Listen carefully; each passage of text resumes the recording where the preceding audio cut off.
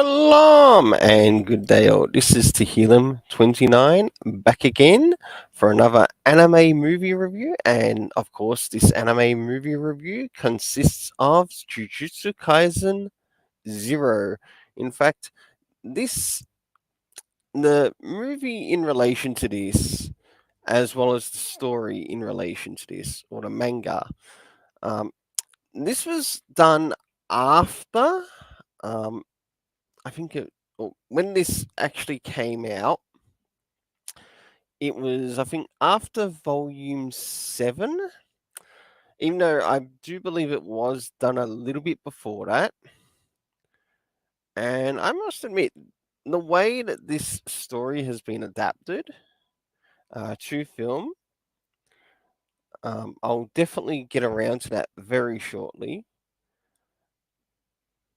If it's one thing I really like about this particular film, is that it actually serves a real good introduction to the Jujutsu high school, or the Jujutsu school in this manga, and to which you learn about some of the sorcerers that are in it, and also some of the things that they do. It's a really good introductory manga. And when I actually got around to reading this manga in regards to Jujutsu Kaisen, I know with some people, they end up reading volumes 1 onwards, and then reading volume 0 later on. Well, through my manga reading time, the way that I had organized my manga, I had it organized so I could read volume 0 first. And I must admit, I really did enjoy the manga. But what's even more important is seeing how they brought this manga into anime. And this is where I'm here to talk about it now. This is a, a collection of posters, to which I have here, or have to show here. Oop, sorry about that. There's another one, and this is one that was sort of used in Australia, and that somewhat was also used for Australia as well. But what I'll do is I'll keep it on this one because it's my favorite out of all three. So, and I'll start to make a beginning on the review for this movie. Now, what I've done is I've broken it down into 3 acts, to which I've recorded the information down, or recorded my notes down, and including the main title and whatever else. So I'll start off at the beginning, which is basically welcome to Jujutsu Kaisen. And the first act, we have Enter Yuta. And that's what I decided to call it because in this we actually learn of one of the previous students that are connected to the Jujutsu High, and his name is called Yuta. And one of the things we also learn about this character is that yes, he does get bullied quite a bit. Plus, he also has somewhat a bit of trauma and finds it hard to get a bit of closure. But I'll get to that as soon as we move into the beginning. So I'll start on covering the first part of the first act. So, as the first part of the first act begins, we meet a student being bullied in a school in Japan, Yuta being his name, until we see Rika, a curse that has connected itself to Yuta's life, ending the life of the bullies. We get some small time skips between the past and the present in this part of the arc, and this also is reflected basically throughout the whole story. We get these time skips between past and present, but not just with these characters. We do somewhat get it with some of the additional characters that make up this story. And how Yuta ended up with such a curse in his life, and whom Rika is to him. only to be brought in by Gojo into the Jujutsu Kaisen school, where he meets Maki, Togi, and Panda.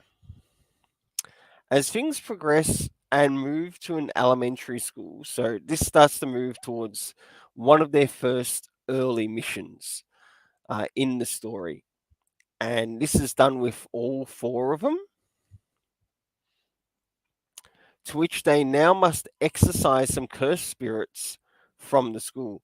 And also getting from Gojo as the how the curses work in this universe. So Gojo is a really good character, but not just Gojo. If I were to say one thing, I'd say all of the characters do a really good job in trying to help you to understand the world of curses. As the second part of the first act continues, after the defeat of the curse at the elementary school, Yuta knows how weak he is physically. And yes, when you do see this character, you can see how he isn't really physically fit, but he also needs improvement. In other words, you feel from the character that he's like weak as anything. And he also looks to improve on that.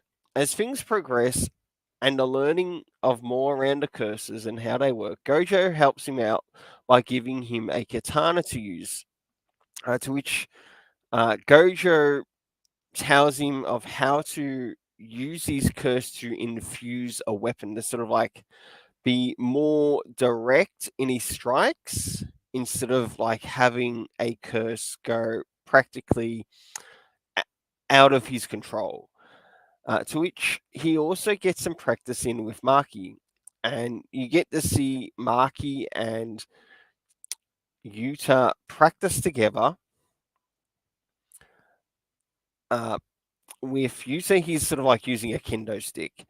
And with Maki, she's using like a staff, but there's like a ribbon on the staff of sorts, or a rope on the staff of sorts, to indicate that on a certain part of her staff is meant to represent a blade, because when she uses her weapon, it also has a blade with her.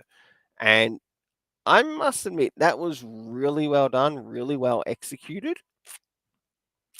As Togi, Inamaki, and Panda watch him train as 3 months pass. So, in it, we do get a bit of a time limit of events, and this also continues like through other parts of the story too. I'm not able to sort of like give accurate times, but at least I'm able to give locations to which this story made up in. Moving into the second act, the next team up mission.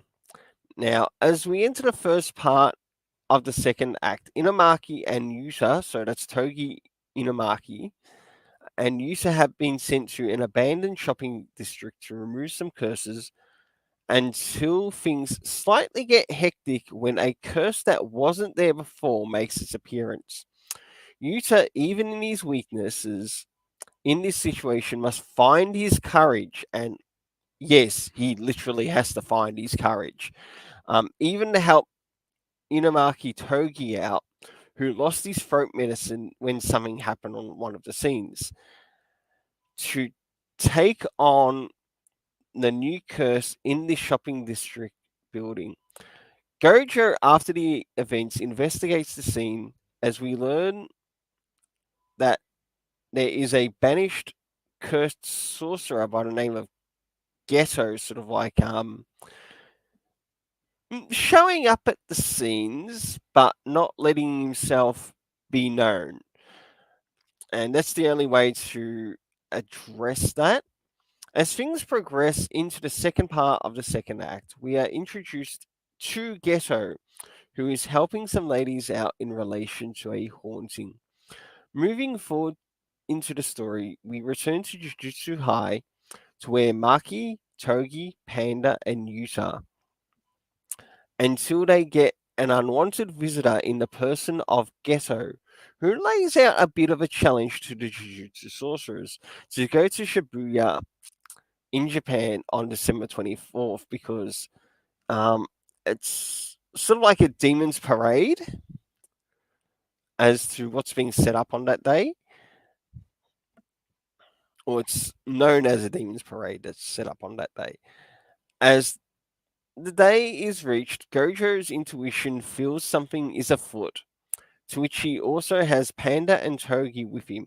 Now, one thing I need to tell you, the audience, is that both Panda and Togi have their own unique curses, to which Panda is able to sort of like use his curse power to sort of like somewhat change his appearance. And yes, he is an actual panda who grew up under the principal in the high school or in the Jujutsu high school.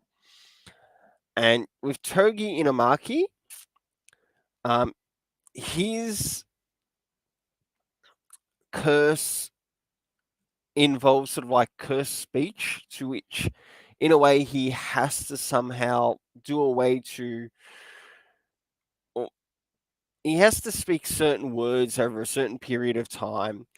And you do learn that this person was also born with it. And the way this curse affects him or affects the things around him is that he has to sort of like muffle it in a way, so he doesn't harm others. But when it comes to fighting demons, he basically zips his coat down,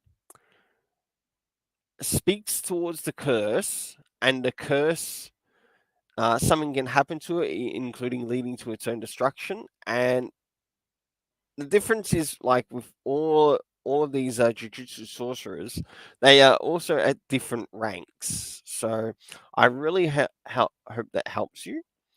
And he also teleports into the Jujutsu High. And Maki, she, you do learn that a number of these sorcerers that he's also working with also grew up in homes of sort of like sorcerers.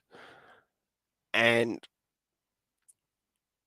that's something you really get from Maki's side of things. Jumping into the third act, so Ghetto's plan and Yusha's resolve.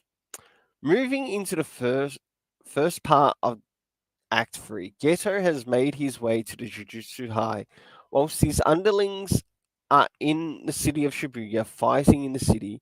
As Ghetto gets started and begins to take on Yuta's new friends, being Maki and Togi, and eventually Panda, drawing Yuta out of hiding, and Yuta, and for Ghetto to bring out his big gun curses. And we also do learn about how with Ghetto, he is a curse manipulator. Um, and he's able sort of like grab curses, like make him into sort of like a type of orb and devour them. But he's also able to bring them back up and use them in very mean ways in this story.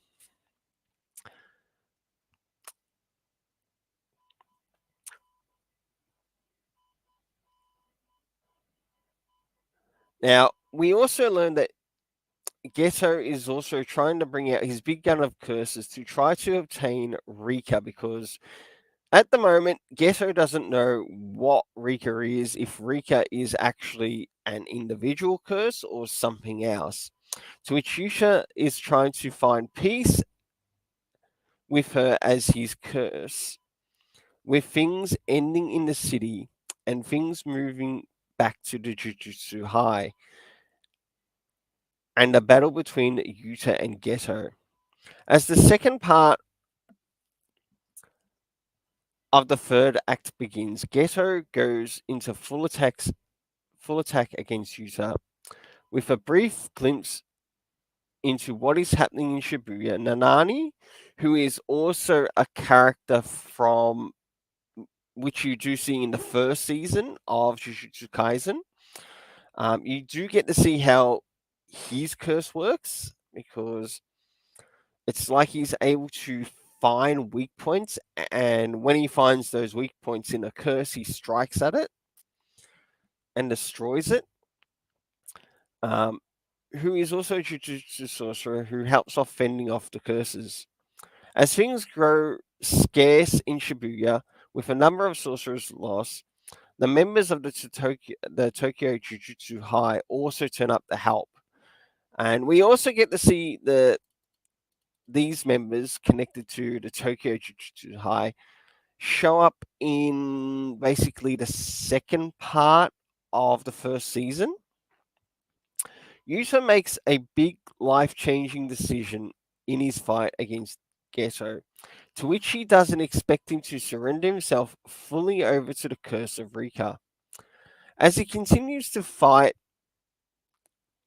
or as he continues his fight against Geto, and as the battle finishes up between Yuta and Geto, Geto is injured and ends up meeting again with Gojo to learn that Yuta is from a seed line of sorcerers to which he had no knowledge of, and why he felt he couldn't connect to the understanding of like the Jujutsu sorcerer world to the fullest. So now it's time to move into my afterthoughts in relation to this particular movie. And my goodness, there is quite a bit to say here. So I'll try to get this out as quick as possible. So the first act of this anime movie has a beginning to which we encounter Yuta and his bullies with the flashbacks between the past and present, and how Rika plays a part in removing his bully.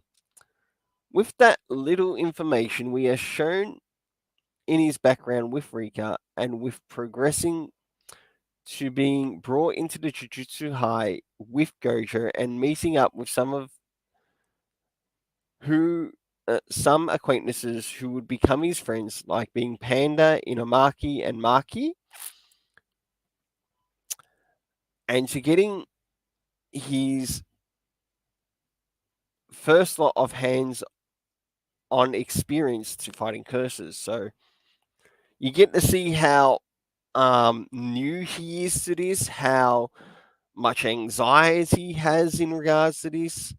You get to see a lot of things, and I think with this, I think in some ways, Yuta can somewhat be sometimes a slightly better character than Yuji, but Yuji has his things that make him good too. Now, I know that these are two different characters, but we are talking about Yuta for now. By the time we move into the second act and the next mission for him, we go on with Inamaki, and we start to see how he has learned to imbue a sword with cursed energy and to cancel out some cursed energy demons until we finally get the introduction of Geto, who we learn later on is also a friend of Gojo in the Jujutsu Kaisen school. Plus, to how he sees everyone below him as monkeys, so he considers everyone else under him to be inferior. And with his curse manipulation, and takes on those people who he sees as fit to be with him. Moving into the third act of this movie, events move forward into the curse fight in the city to the curse fight at the Jujutsu High, to where Yuta is, and Gojo's quick thinking also sends Inamaki and Panda to help out in the situation. Yusha's only key goal from the beginning of this movie was to find closure between himself and Rika, who died, and also as he has his own theory as to what led it to happen. It's nice to see how they adapt this from the manga to film, to even showing his connection to the sorcerer bloodline, to which he had no idea of, as it also becomes a bit of a revelation for himself as well, knowing how difficult it was for him to try to learn and adapt to the Jujutsu sorcerer ways. This movie certainly had some sad undertones, but definitely made up for it when Yusa got his closure in the story, to even making some new friends along the way. But you could definitely see the naivety and innocence he had as well in certain situations. Whilst he was trying to learn a new thing he had become a part of. The end of this movie, including its post credit scene, was quite interesting as to how he had moved on from the events of Jujutsu High, as well as a reuniting with Gojo again. The main supporting characters in this was pretty good, along with the animation. I must admit, I did enjoy the soundtrack in this. In other words, the music soundtrack in this, or the album in this, I really enjoyed it. Really got me into feeling the situation as to what was occurring from beginning to end. That was a big standout for me in this. Um, and it definitely makes an impression on the story. The ratings I give this movie, I stick with. So for the main characters, I give an 8 out of 10. For the supporting characters, I give an 8 out of 10. The animation, I really loved the animation, to which I gave an 8.5 out of 10. But for the overall story, I gave an 8 out of 10. I'd like to give a big thanks to the creator of Jujutsu Kaisen. And until then, let's keep it colorful. And a big thanks to everyone who happens to listen and watch through this review. I can't do this without you as I'm on the road to 250 subs. Until then, let's keep it colorful and have yourself an